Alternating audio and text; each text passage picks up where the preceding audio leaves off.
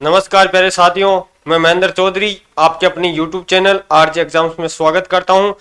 हम चल रहे थे 10वें क्वेश्चन की ओर प्राचीन इतिहास के अंदर जो आरपीएफ, एनटीपीसी और आरआरबी टेक्नीशियन, एसआई कांस्टेबल के जो प्रैक्टिस सेशन चल रहा था जीके जीएस का, उसमें 10वां क्वेश्चन के बारे में हम चर्चा कर रहे थे। प्राग ऐतिहासिक काल का सही कालानुक्रम पूछा है इसमें, तो हम प्राग ऐतिहासिक काल के जो काल है उसके बारे में चर्चा कर रहे थे।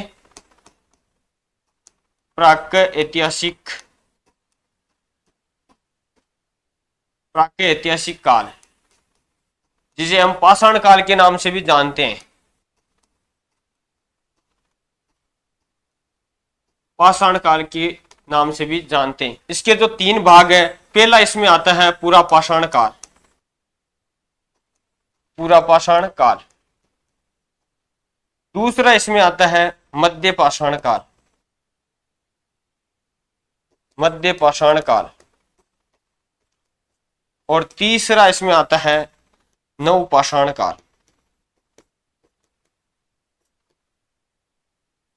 नवपाषाण काल, ये 3 इसका प्राग ऐतिहासिक काल या पाषाण काल के 3 जो कालानुक्रम है वो पूरा पाषाण काल, मध्य पाषाण काल और नवपाषाण काल माने जाते हैं। तो हमारा जो आंसर था प्राग ऐतिहासिक काल का सही कालानुक्रम, तो पूरा पाषाण काल, मध्य पाषाण काल और नवपाषाण काल, ये इसका सही आंसर हो जाएगा option number A. Option number A इसका सही आंसर हो जाएगा। और ये आरआरबी एनटीपीसी में पूछा गया क्वेश्चन है। चलते हैं अगले क्वेश्चन की ओर। Question number 11। Question number 11। Question number 11 के बारे में चर्चा करते हैं। हड़प्पा सभ्यता की मूर्य पर निम्नलिखित में से कौन सा पशु अक्सर देखा जाता था? कौन सा पशु अक्सर देखा जाता था, मतलब ज्यादा देखा जाता था मुद्राओं में? ऑप्शन ए बेल, ऑप्शन बी शेर, ऑप्शन सी लोमड़ी, ऑप्शन डी हिरण। मतलब 4 ऑप्शन दिए गए हैं और आरआरबी एनटीपीसी में पूछा गया क्वेश्चन है। बहुत ही बेहतरीन क्वेश्चन है। हड़प्पा सभ्यता के अंदर जो मोहरे थी, शेल्स थी, उनमें कौन सा पशु अक्सर देखा जाता था? तो ये बेल है, जिसे हम वर्षभ के नाम से भी जानते हैं। ये अक्सर इनकी जो मोहरे थी हड़प्पा सभ्यता में, उनमें अक्सर देखा जाता था बेल। और शेर भी देखा जाता था, हिरण भी देखा जाता था, लोमड़ी भी देखा जाता था, लेकिन जो अक्सर देखा जाता था वो था बेल। लगभग लगभग शेल्स थी, उसमें बेल के प्रमाण मिले हैं, बेल के चित्रित अंकित मिले हैं हड़प्पा सभ्यता में। और बात करते हैं हम हड़प्पा सभ्यता के बारे में।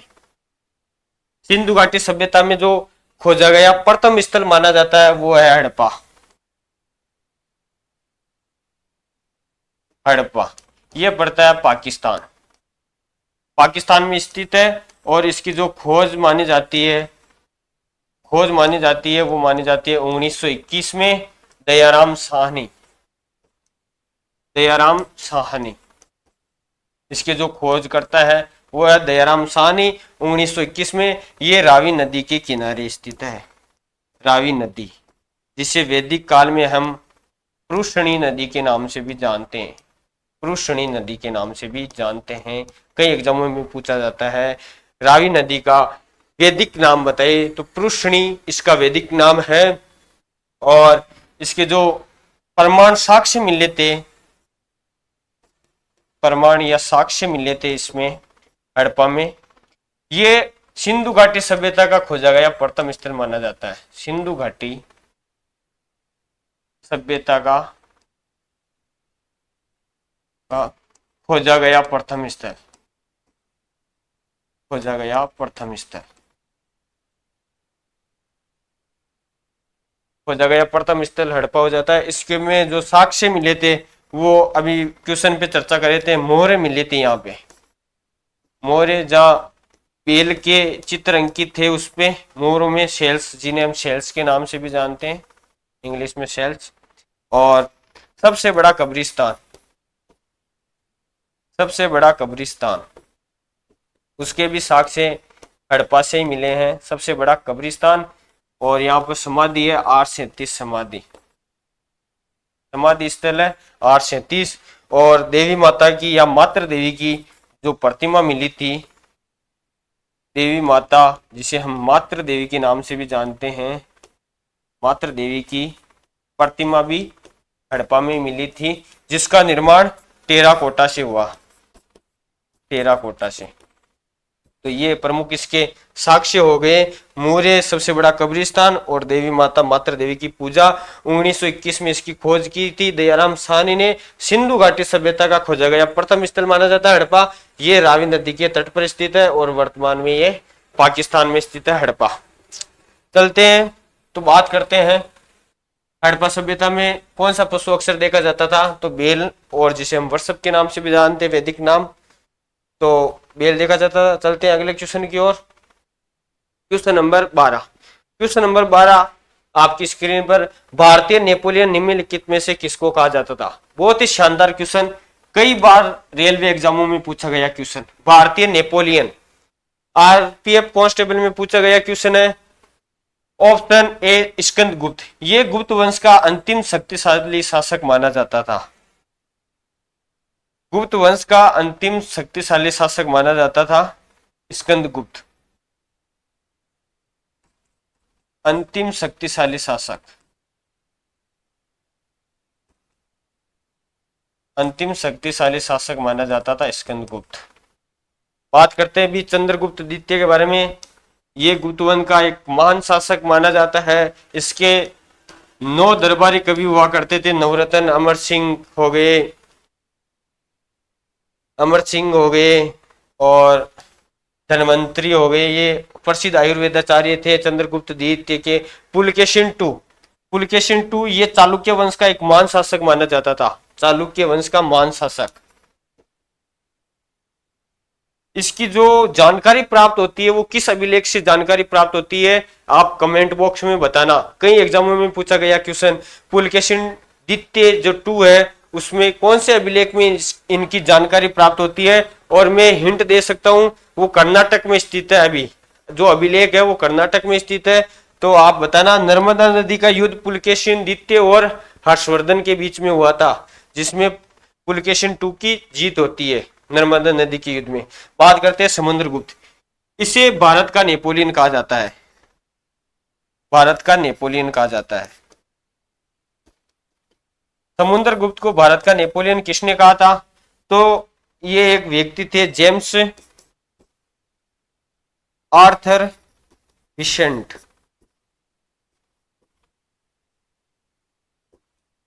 जेम्स आर्थर विसेंट ने समुद्रगुप्त को भारत का नेपोलियन कहा जाता था। और इसके जो सिक्कों पर वीणा बजाते हुए चित्र अंकित थे, सिक्कों पर वीणा बजाते हुए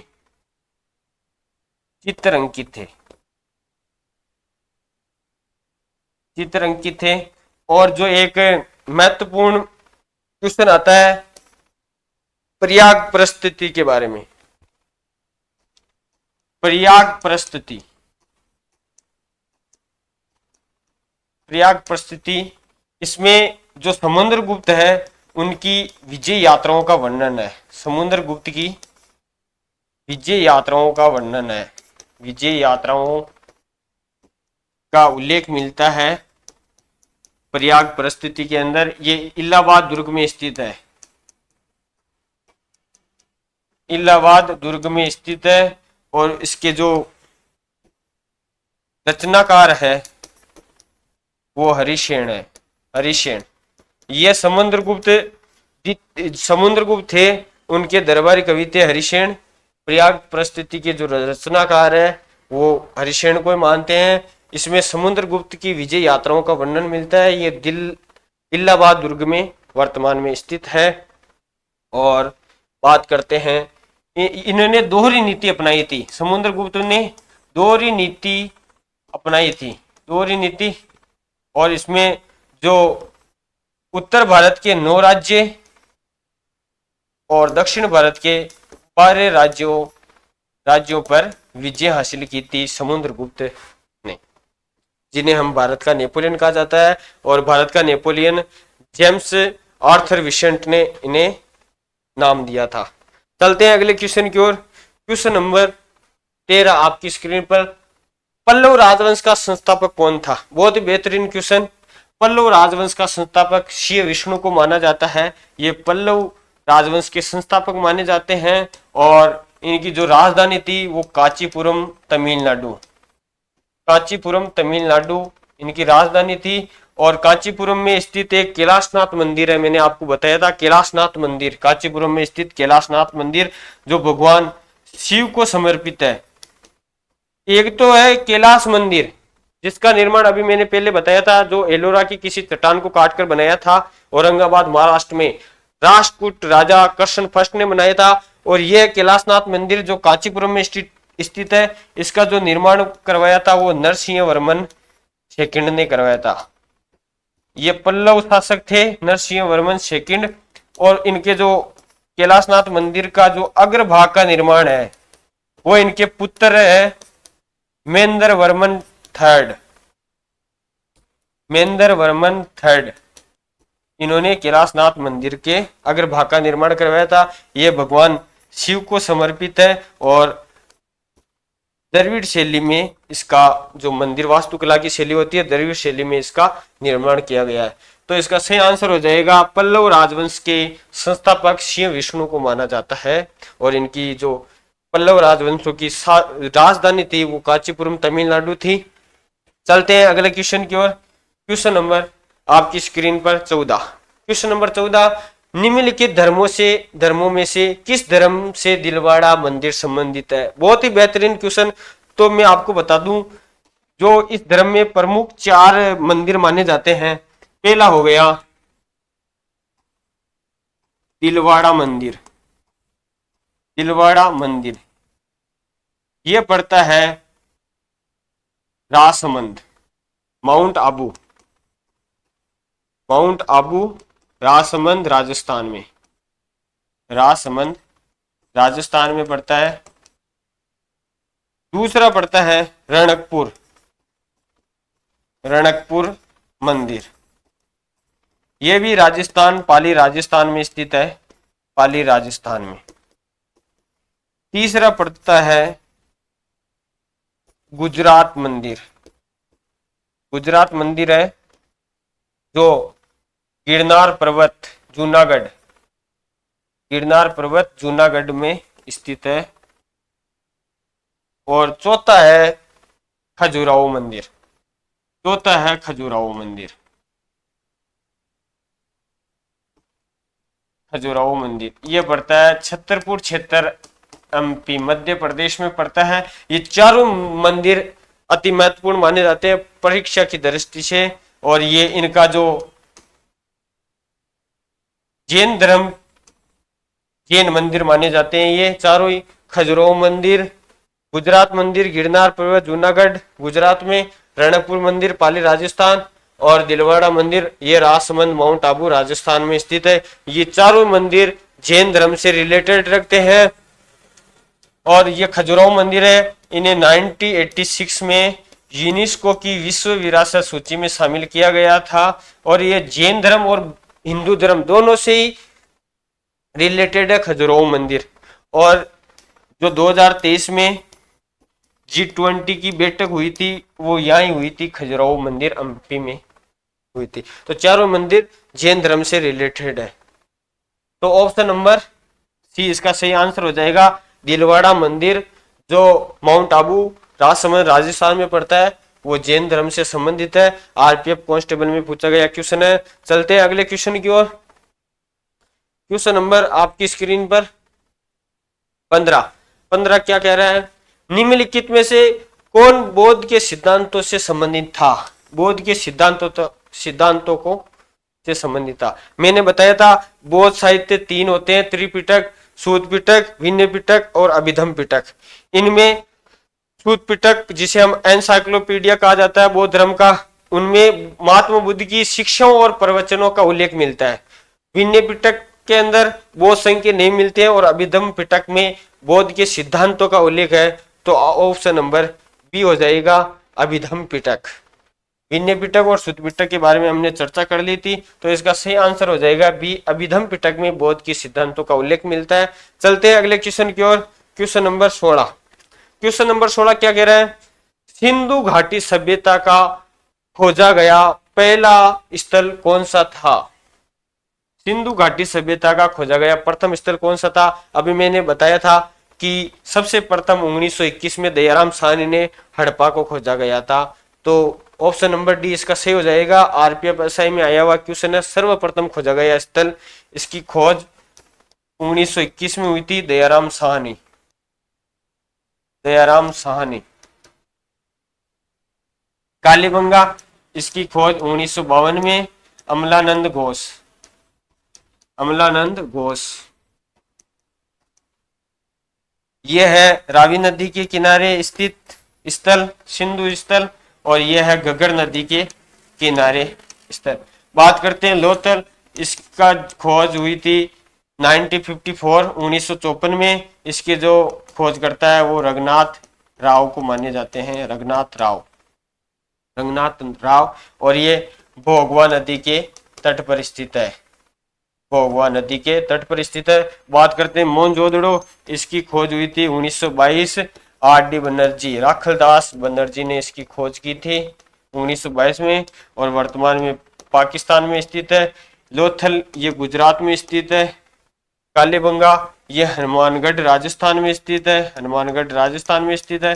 हड़प्पा ये पाकिस्तान में स्थित है, और मोहनजोदड़ो ये पाकिस्तान में स्थित है। 1922 आर डी बनर्जी ने खोज की थी, और सिंधु नदी के किनारे स्थित है, सिंधु नदी के किनारे स्थित है। मोहनजोदड़ो और हड़प्पा को जो पिगट साहब थे, एक कवि खोजकर्ता उत्खननकर्ता माने जाते हैं, पिगट, स्टूड पिगट, उनका एक स्टेटमेंट है, कथन है कि मोहनजोदड़ो और हड़प्पा इन दोनों को एक विशाल साम्राज्य की राजधानी नाम दिया था, मोहनजोदड़ो और हड़प्पा को। स्टुअर्ट पिगट ने बताया था कि मोहनजोदड़ो और हड़प्पा एक विशाल साम्राज्य की दो जुड़वा राजधानी है। तो इसका सही आंसर हो जाएगा हड़प्पा। सर्वप्रथम खोजा गया स्थल सिंधु घाटी का हड़प्पा है। चलते हैं अगले क्वेश्चन की ओर। Question number 17। क्वेश्चन नंबर 17 आपकी स्क्रीन पर, प्रसिद्ध उत्तर मेरूर शिलालेख किस राजवंश से संबंधित है? उत्तर मेरूर शिलालेख यह वर्तमान में स्थित है कांचीपुरम, कांचीपुरम तमिलनाडु में स्थित है, कांचीपुरम तमिलनाडु में स्थित है। और इसका संबंध माना जाता है पांड्य वंश से, इसका संबंध माने जाता है पांड्य वंश। पांड्य वंश की राजधानी हुई थी मदुरै, मदुरै, मदुरई जिसे वर्तमान में जानते हैं, मदुरै तमिलनाडु में पड़ता है। पांड्य वंश की राजधानी थी, और ये वर्तमान में तमिलनाडु में स्थित है। ये मदुरै जो शहर पड़ता है, ये वेंगई नदी के किनारे पर स्थित है, वेंगई नदी। तो जो उत्तर मेरूर शिलालेख है, ये पांड्य वंश से संबंधित है। आरपीएफ एसआई में पूछा गया क्वेश्चन। चलते हैं अगले क्वेश्चन की ओर। Question number 26। क्वेश्चन नंबर 26 आज की आपकी स्क्रीन पर।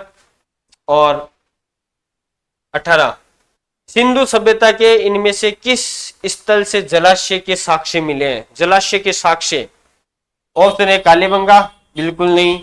जलाशय के साक्ष्य मिले मतलब वहां पर कोई नदी नहीं बहती थी, तो कालीबंगा, कालीबंगा में तो घग्गर नदी थी। यहाँ पर ही कोटक जी, ये पड़ता है पाकिस्तान के अंदर। यहां कुल्लाड़ी के साक्ष्य मिले थे, कुल्लाड़ी के साक्ष्य, कुल्लाड़ी के साक्ष्य। लोथल ये पड़ता है गुजरात, लोथल गुजरात में पड़ता है, भोगवा नदी के किनारे। रघुनाथ राव 1954 में इसकी खोज हुई थी 1954 में, और भोगवा नदी के किनारे स्थित है।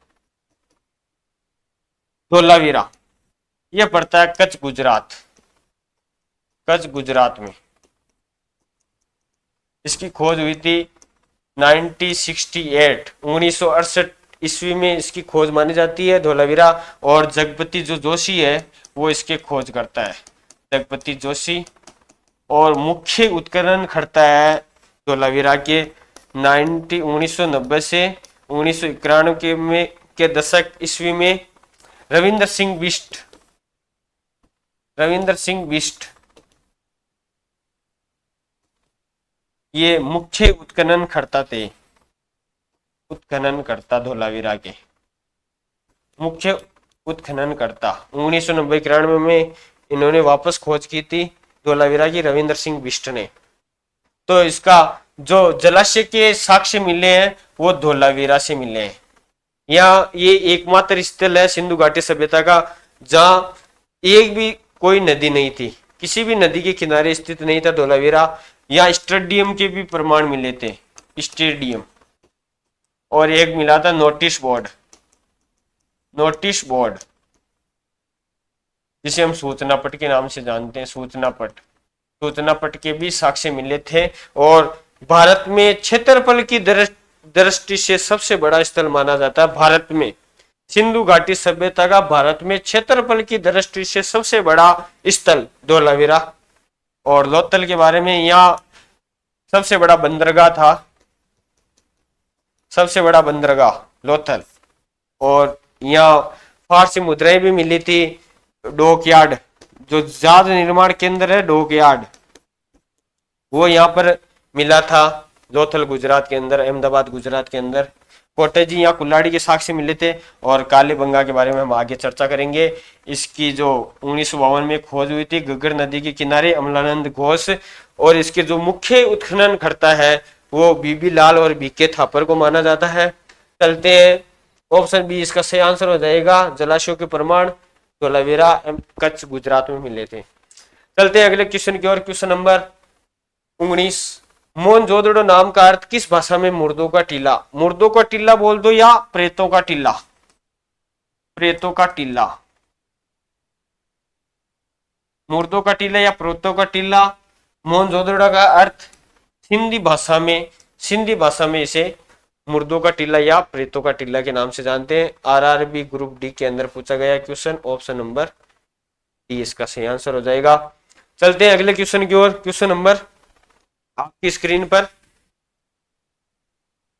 प्राचीन काल में अवध को किस नाम से जाना जाता था? बहुत ही बेहतरीन क्वेश्चन। अवध को, प्राचीन काल में अवध को, अवध को जानते थे हम कोस्टल नाम से, कोस्टल, जिसे हम कोस्टल।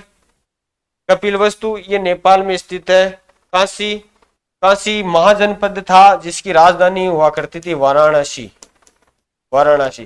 कौशल की राजधानी थी वो थी श्रावस्ती, श्रावस्ती, श्रावस्ती। अवध को कौशल नाम से जानते हैं। कौशाम्बी, इसकी राजधानी थी पूंछ, पूंछ ये महान जनपद है। कौशाम्बी, कौशल और काशी ये 3 महाजनपद है। तो अवध को हम कौशल नाम से जानते हैं और इसकी राजधानी थी श्रावस्ती, इसकी राजधानी मानी जाती है। और महत्वपूर्ण के बारे में, महाजनपदों के बारे में चर्चा करते हैं। एक थी, थोड़ा महाजनपद में एक था अंग, इसकी राजधानी थी चंपा। दूसरा था मगध, जिसकी शुरुआत में राजधानी थी राजगृह और बाद में पाटलिपुत्र, पाटलिपुत्र। बात करते हैं सूरसेन, सूरसेन इसकी राजधानी मानी जाती है मथुरा। चौथा था वज्जी, इसकी राजधानी मानी जाती है वैशाली, वैशाली। और पांचवा था अस्मक, अस्मक, इसकी राजधानी मानी जाती है प्रतिष्ठान, प्रतिष्ठान या पैठान, जिसे हम पैठान भी बोलते हैं, प्रतिष्ठान या पैठान। और छठा मत्स्य, मत्स्य, इसकी राजधानी मानी जाती है विराटनगर, विराटनगर। सातवां है मल, इसकी राजधानी मानी जाती है कुशीनगर, कुशीनगर। आठवां माना जाता है अवंती, अवंती, इसकी राजधानी थी उज्जैन, उज्जैन या महेशमती के नाम से जानते हैं। और कौन कौन से बच गए? 8 हो गए, 8, 8। एक था कौशाम्बी, कौशाम्बी, इसकी राजधानी मानते हैं पूंछ। 10 हो गया कौशल, कौशल, इसकी राजधानी मानते हैं श्रावस्ती। और कौन कौन से रह गए? तो यही इतने इंपॉर्टेंट है, बाकी मैं 6 आपको कल की क्लास में बताऊंगा। 6 महाजनपद कौन कौन से थे और उनकी राजधानियां कौन कौन सी थी, उनके बारे में चर्चा। एक था तक्षशिला, तक्षशिला, तक्षशिला की राजधानी तोसली, तोसली मानी जाती है इसकी राजधानी। तो चलते हैं अगले क्वेश्चन की ओर। Question number,